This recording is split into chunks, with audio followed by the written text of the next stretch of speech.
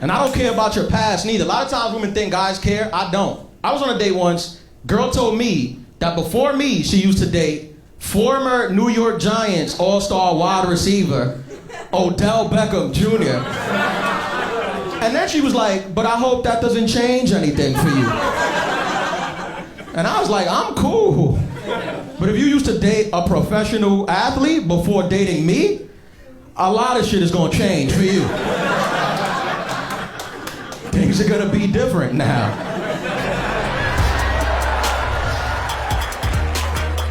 And I think I hate when people try to put, especially older parents, they try to put pressure on you to settle down. I think they forget that dating today is way harder than it was back in the day. I mean, meeting is easier today, but back in the day, you ever stop to think when your parents were dating? You could do whatever you want. Nobody would know. There's no cell phones with HD cameras to capture everything. You could be married, have another family right across town. Nobody asks no questions. It was no proof.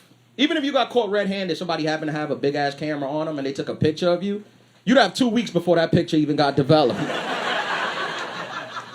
That's why when older men try to talk to me about dating, I get upset because I'm like, sir, you don't got to face the challenges that young men got to face in modern dating. Like, you never had to video chat with your girlfriend at a funeral because she didn't believe that you were at a funeral. What type of woman doesn't believe you when you tell her that somebody died and you gotta go to their funeral? And the crazy part is you really weren't going to a funeral. So now you gotta pull up to a random funeral home on your way to the club so you can take a picture about a corpse and save your relationship. Y'all wasn't dealing with that back then. And the issue is millennials, we put a lot of pressure on the people we date. That's why nobody's settling it down. We expect a lot from our partners. I read an article the other day that said that the #1 turnoff for women right now is men with bad grammar. Which goes to show you how much more sophisticated women are than men. The fact that you wouldn't sleep with a guy because he has bad grammar. That'd be like a guy not having sex with a girl because she has...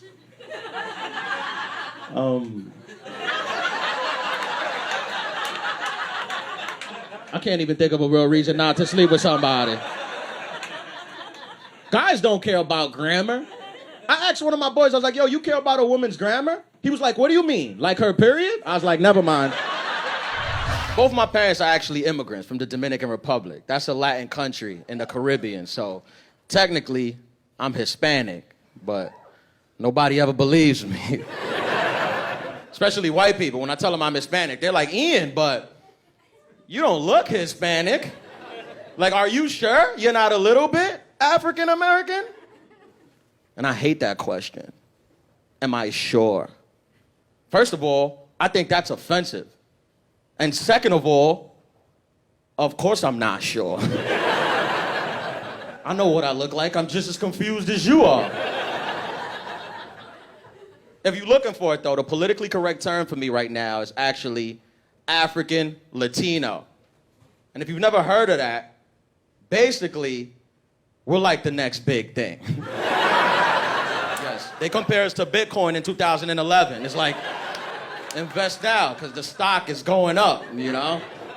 People didn't even know we were real. We just came out of nowhere. We were like unicorns. We just popped up one day, out of nowhere, you know? Talented, triple threat. We could do it all. Dance salsa, speak Spanish, and say the N-word. So the opportunities are endless. I'm a proud Hispanic man, though. A lot of negative stereotypes about Hispanic men right now. I had a girl tell me she don't date Hispanic men because they cheat and they can't commit to a relationship. But that's the stereotype. You can't always listen to what other people say. Like my grandparents, they just celebrated 59 years of being together. Yeah. And things are going great. So they're thinking about getting married. My grandmother might be the one. Some people try to pretend like last year didn't even exist. They try to just erase it from their memory. I don't like people like that. You gotta hold on to your accomplishments. Whatever you was able to accomplish last year, hold on to it. It matters, you know? Like I found out about wine during the pandemic. Yeah, I didn't know about wine. They don't tell black men about wine. No one tells us. White women, you know about wine. Yeah, they know. I found out from my doctor. Like, did you guys know this? Did you guys know that drinking 1 glass of wine with dinner every night could actually help you feel like you're better than everybody else? I was like, why isn't Fauci talking about this? America needs to know red wine. It pairs beautifully with a pandemic. I turned 30 during the whole thing. I don't know if it was turning 30 or if it was the pandemic, but I turned into a middle-aged white woman during the lockdown. Straight up. My boys called me during the lockdown, like, yo, you watching the game tonight? I'm like, the game? Nigga, Meghan Markle is on Oprah. Snitching on the whole family. You still worried about LeBron? Nigga, you need to grow up.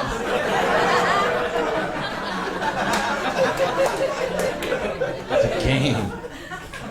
That's what I do now. I drink red wine and mind other people's business in private, like an adult. That's my favorite drink, red wine. I love red wine. Because you only need 1 glass to get to where you need to be. I see people out partying, taking shots. I'm like, just order a glass of wine. I don't know how rappers aren't rapping about red wine. I don't, because rappers, they sell alcohol, but it's always the hard stuff. It's always like vodka or tequila. But if you listen to their lyrics, rappers get very emotional. I'm like, this don't sound like tequila.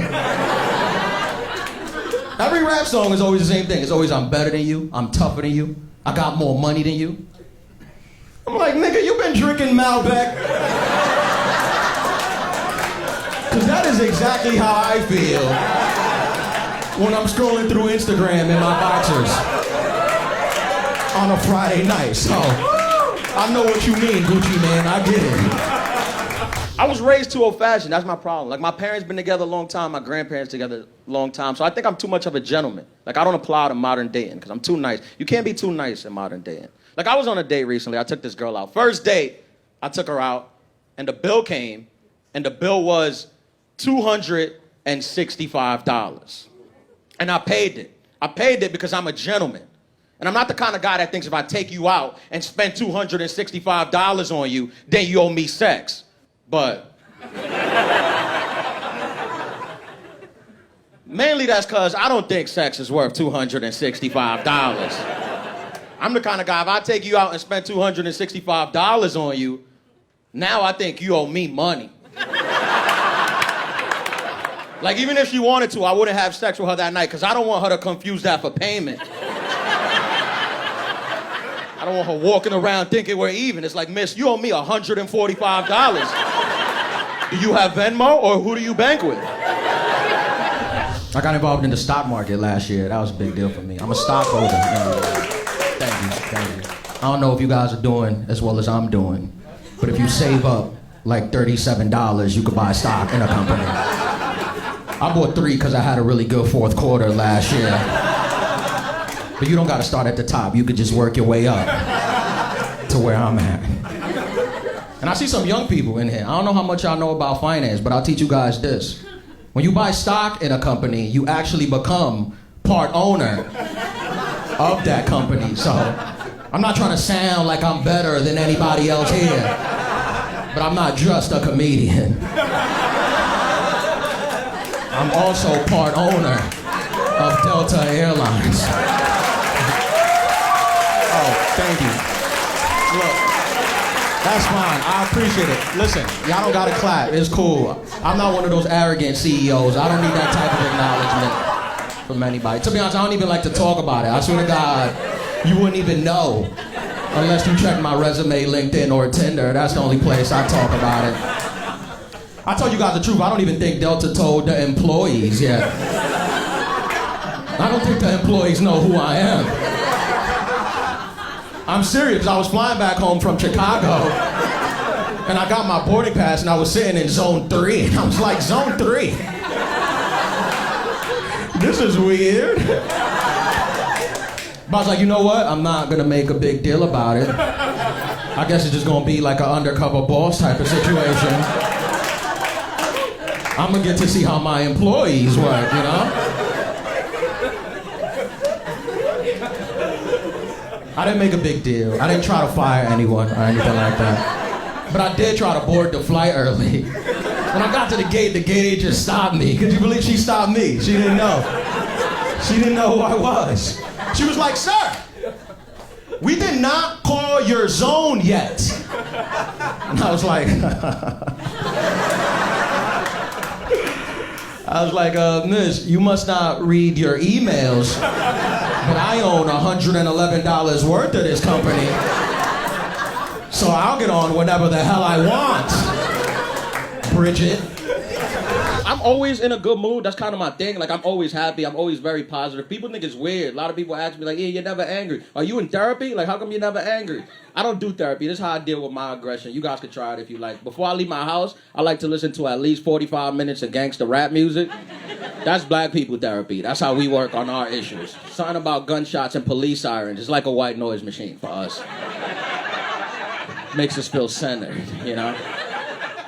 And I like old school rap. That's my favorite. I like old school. Like Tupac, he's my favorite rapper. I love Tupac. He's been dead over 20 years, but his music still makes you relate to things you never been through.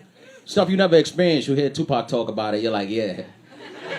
I know what you mean, Tupac. I get it. My favorite Tupac song is Dear Mama. Dear Mama, that's the song he writes to his mom. In it, he got a line where he says to his mom, he says, even as a crack fiend, mama, you always were a black queen, mama.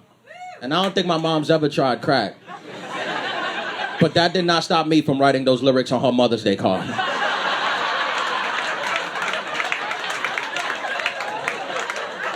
Tupac had me inspired. I was like, wait till you read this, ma. This is from the heart. I mean this. And I don't think I'll ever understand what it is that woman. I used to think I was a good catch. I used to walk around thinking like, all right, who wouldn't want to date me? You know? But I was on a date once, girl asked me to tell her a little bit about myself. And I had some accomplishments, so I got a little arrogant when I was telling her. I was like, yeah, I went to college. I got my degree in economics. After college, I had a nice paying day job. And at nighttime, I was running around doing comedy, following my dreams. I used to think that was the kind of things that women were into. But after I finished telling her that, her reply to me was, she was like, you know what, Ian? If you were over 6 feet, I would definitely hook up with you. Don't feel bad. I don't care about what she said. It's just the way she said it. Like she was acting like I wasn't being ambitious enough. Like if I work hard, one day I could be over 6 feet. But I'm just not applying myself. I got upset. I was like, what are you, scouting power forwards? Why you need to date these giant men? That's what she said. She was like, Ian, listen, women, we like to date tall men because when we're with them, they make us feel more safe and protected. And I was like, all right, I guess I kind of understand that. But then I thought about it. I was like, wait a minute. How much shit are you getting into that you need to walk around with this extra security all the damn time? And like, I'm not a tall dude, but I'll still protect you. What do women think? I'll protect you. Like we're gonna be out on a date, having a good time. Some dude's gonna run up to you and grab your ass. You're gonna turn to me, and I'm gonna be like, bitch, I'm only 5'7". You knew what you signed up for. Protect yourself.